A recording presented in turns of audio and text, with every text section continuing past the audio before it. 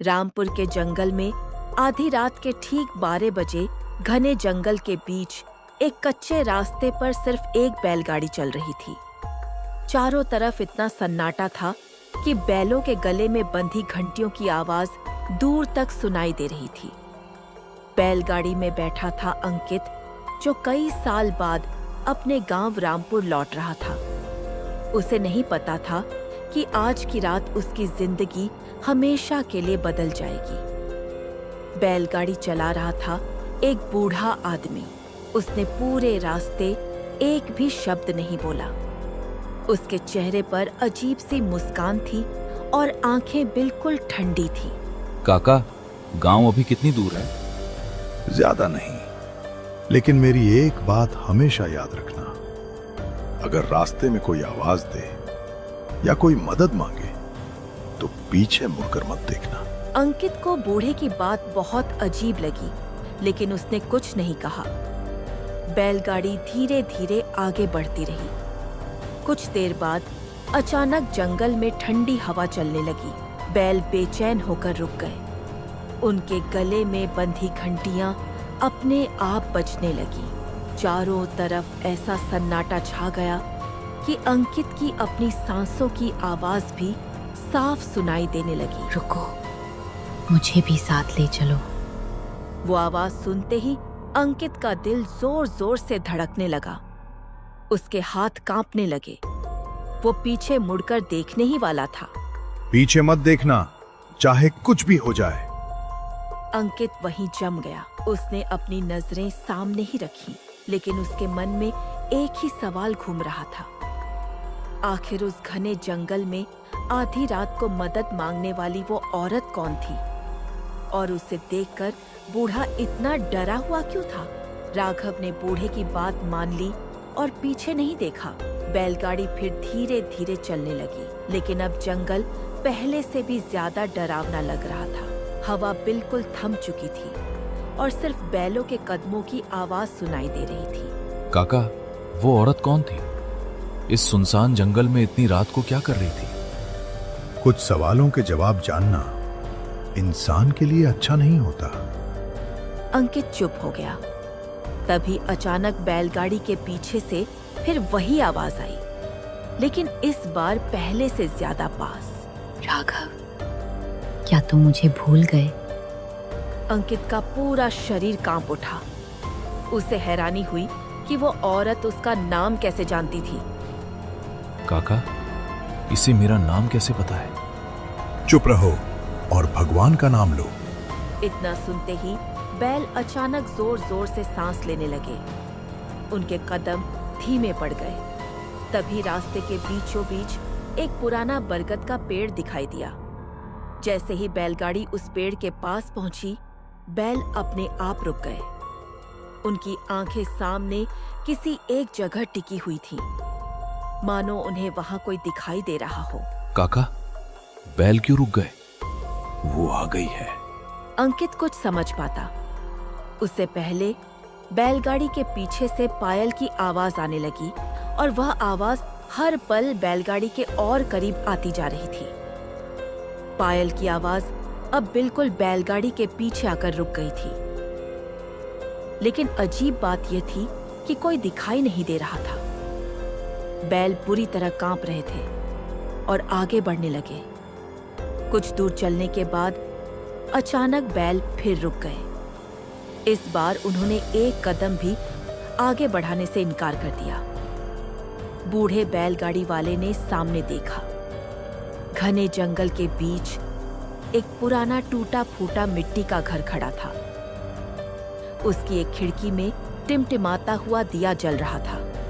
काका, यहाँ कोई रहता है क्या? रहता तो है, लेकिन रात में कोई यहाँ अपनी मर्जी से नहीं आता। बैलों को आराम भी चाहिए। आज की रात हमें यही रुकना पड़ेगा। अंकित ने डरते डरते बैलगाड़ी से उतरकर उस घर की ओर देखा। घर का लकड़ी का दरवाजा आधा खुला हुआ था और हवा चलने पर धीरे धीरे चर चर की आवाज कर रहा था। काका, अंदर चले? सिर्फ रात गुजारनी है। किसी भी कमरे का बंद दरवाजा मत खोलना। दोनों धीरे धीरे घर के अंदर पहुंचे। कमरा धूल से भरा हुआ था। दीवारों पर पुराने चित्र टंगे थे और बीच में एक लालटेन जल रही थी, लेकिन वहां कोई इंसान दिखाई नहीं दे रहा था। काका, अगर यहाँ कोई नहीं है तो ये लालटेन किसने जलाई? यही सवाल 20 साल पहले मैंने भी पूछा था। अचानक ऊपर वाली मंजिल से किसी के धीरे धीरे चलने की आवाज आने लगी। अंकित और बूढ़ा एक दूसरे को देखने लगे, क्योंकि इस घर में उनके अलावा कोई होना नहीं चाहिए था। अगली सुबह सूरज की पहली किरण जंगल में फैली। कुछ गांव वाले लकड़ियां लेने उसी कच्चे रास्ते से गुजर रहे थे। तभी उनकी नजर उस पुराने घर के सामने पड़ी। अरे, ये कौन है? जल्दी इधर आओ। ये तो जिंदा है, पानी लाओ। गांव वालों ने अंकित के चेहरे पर पानी डाला। कुछ देर बाद उसे धीरे धीरे होश आया। मैं यहाँ कैसे आया? वो बूढ़ा काका कहाँ है? बैलगाड़ी कहाँ गई? कौन सी बैलगाड़ी बेटा? वही जिसने मुझे रात में यहाँ तक छोड़ा था। अंकित की बात सुनते ही सभी गांव वाले एक दूसरे का चेहरा देखने लगे। उनके चेहरों का रंग उड़ गया। बेटा, इस जंगल में रात के बाद कोई बैलगाड़ी नहीं चलती, और जिस बूढ़े का तुम जिक्र कर रहे हो उसकी मौत तो कई साल पहले हो चुकी है। यह सुनते ही अंकित के पैरों तले जमीन खिसक गई। अगर बूढ़ा कई साल पहले मर चुका था, तो पिछली रात उसे बैलगाड़ी में गांव तक लाने वाला आखिर था कौन? गांव वालों ने अंकित को संभाला और पानी पिलाया। वो अभी भी डरा हुआ था। उसका शरीर कांप रहा था और उसे पिछली रात की बातें धुंधली धुंधली याद आ रही थी। अंकित ने बिना कुछ कहे उस पुराने घर की ओर एक आखिरी बार देखा। फिर वह गांव वालों के साथ अपने चाचा के घर की तरफ चल पड़ा। घर पहुंचते ही दरवाजा खुला। अरे अंकित, तुम आ गए, लेकिन तुम्हारी यह हालत कैसे हो गई? चाचा, मैं रात को बैलगाड़ी से आ रहा था। जंगल में एक पुराने घर पर रुके थे। फिर उसके बाद मुझे कुछ याद नहीं। सुबह मैं उसी घर के बाहर बेहोश मिला। अंकित की बात सुनते ही चाचा के चेहरे का रंग उड़ गया। उन्होंने तुरंत दरवाजा बंद किया और खिड़कियों पर पर्दे डाल दिए। अंकित, क्या तुम उस जंगल वाले पुराने घर की बात कर रहे हो? हाँ चाचा, वही घर। बेटा, उस घर का नाम भी गांव में कोई नहीं लेता। जो भी रात में वहां रुकता है, उसकी जिंदगी कभी पहले जैसी नहीं रहती। अंकित ने घबराकर चाचा की ओर देखा। उसे समझ नहीं आ रहा था कि आखिर उस घर का ऐसा कौन सा रहस्य था जिससे पूरा गांव डरता था। आज से लगभग 30 साल पहले उस रामपुर के किनारे वो किसान रहता था। उसका नाम सत्यम था।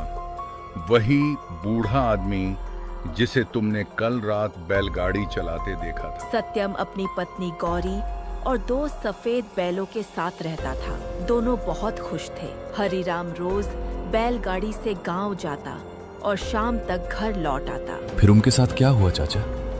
एक अमावस्या की रात गौरी की तबीयत अचानक बहुत बिगड़ गई। सत्यम उसे बैलगाड़ी में बैठाकर वैद्य के पास ले जा रहा था। रास्ते में तेज तूफान आ गया। जंगल के बीच उनकी बैलगाड़ी पलट गई। उस रात के बाद दोनों का कोई पता नहीं चला। गांव वालों ने बहुत खोजा, लेकिन उन्हें कुछ भी नहीं मिला सिवाय एक चीज के। सिर्फ उनकी टूटी हुई बैलगाड़ी और दोनों सफेद बैल जंगल में खड़े मिले। उस दिन से लोग कहते हैं कि हर अमावस्या की रात सत्यम अपनी बैलगाड़ी लेकर उसी रास्ते पर निकलता है, जैसे आज भी अपनी पत्नी को बचाने की कोशिश कर रहा हो। इधर ना हो। और वो औरत? वो गॉडी है जो हर रात उसी रास्ते पर मदद के लिए पुकारती है, लेकिन जो उसकी आवाज सुनकर उसके पीछे चला जाता है, वो हमेशा के लिए उस जंगल के रहस्य में खो जाता है। अंकित के रोंगटे खड़े हो गए।